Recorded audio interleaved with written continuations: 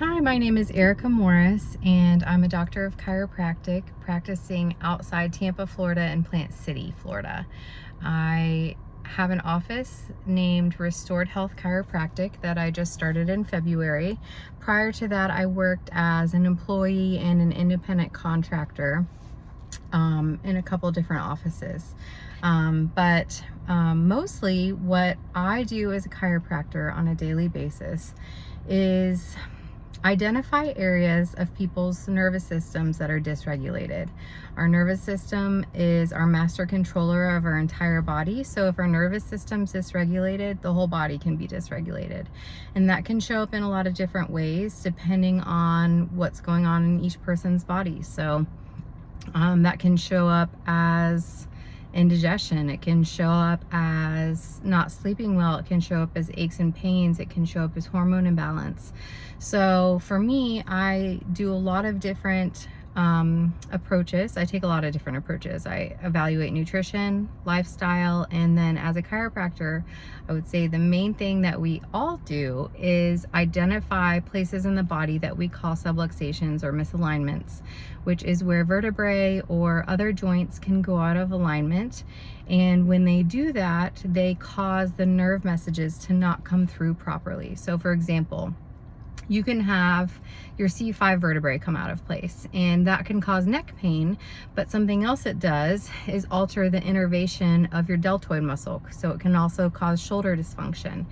And so one important thing of knowing all of those things is that somebody's shoulder could hurt and the neck not for some reason. And sometimes the neck is a culprit and sometimes it's the shoulder itself. So one of my jobs is to identify where the problem is and fix it. We use hands-on techniques that are very safe. We use instruments, we use tables. There's over 300 different chiropractic techniques that most of us use quite a few of. I probably integrate about 15 at least on a daily basis. Probably more than that, I just don't even realize. But typical day looks like about 25 patients for me.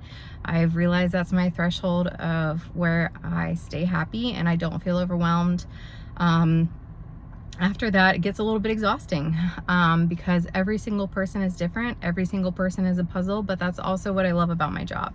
I became a chiropractor because I started going to a chiropractor myself, and it helped me after many, many years of suffering with daily headaches and multiple time a week migraines. They developed when I was 11. I got braces and I was playing softball and got hit in the head. So they kind of happened simultaneously. We're not really sure which one was a bigger factor. Maybe it was both.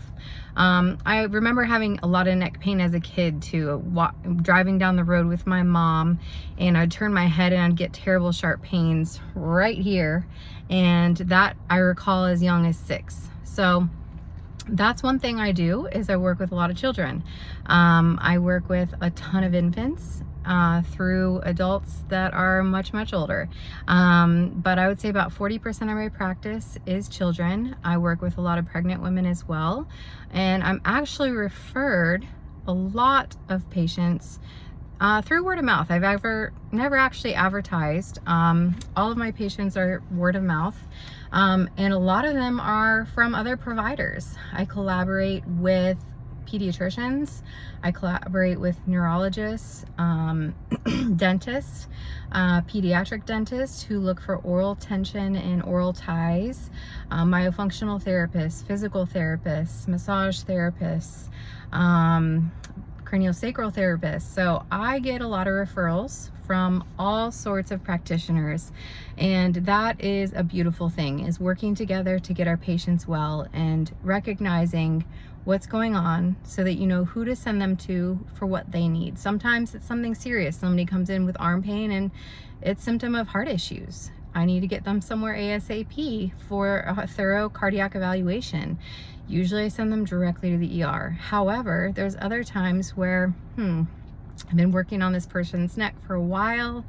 They're getting better, but it's not staying better. And my job, truly, against what most people believe of chiropractors, is to get people better so they don't need me hardly at all. I do believe wellness is is a true thing, and kind of getting tune-ups to maintain your wellness, because life happens, stress happens, major life events can happen, traumas can happen, physical and emotional.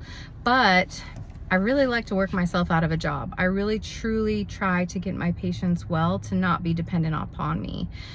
So if they're not getting better and staying better within a relatively short period of time, I try to look at, okay, what's going on here that I'm not seeing, and who can I send them to that's going to get longer lasting results than I am. So I do collaborate with a lot of other providers, and that has been extremely helpful. At the end of the day, my patients are extremely grateful because I'm honest with them and they're getting the results that they need and deserve. So that is one of the most rewarding things about my field, is I enjoy collaborating to get my patients better. Another thing that's really rewarding is seeing their life change and then their family's life change. So, you know, for example, I get a mom in who we work on diet, we work on alignment, we do some functional nutrition, and she feels incredible. Suddenly her husband wants to come see me, her children are there, everybody's healthier, their family and their home is happier, and they're thriving. And that is a huge joy for me, as well as seeing infants. So you get a lot of sick infants and you think babies are born, they're perfect. Well, they should be, right? Under ideal circumstances, when babies are born, they really shouldn't have a lot of health concerns. They should be really healthy. However, we're seeing tons and tons of babies with reflux and colic and torticollis, and just so fussy they can't calm down, and their mom's like, this can't be right, I don't understand what's going on. So sometimes it comes down to oral ties in their mouth, or they have torticollis because their neck's out of alignment from birth.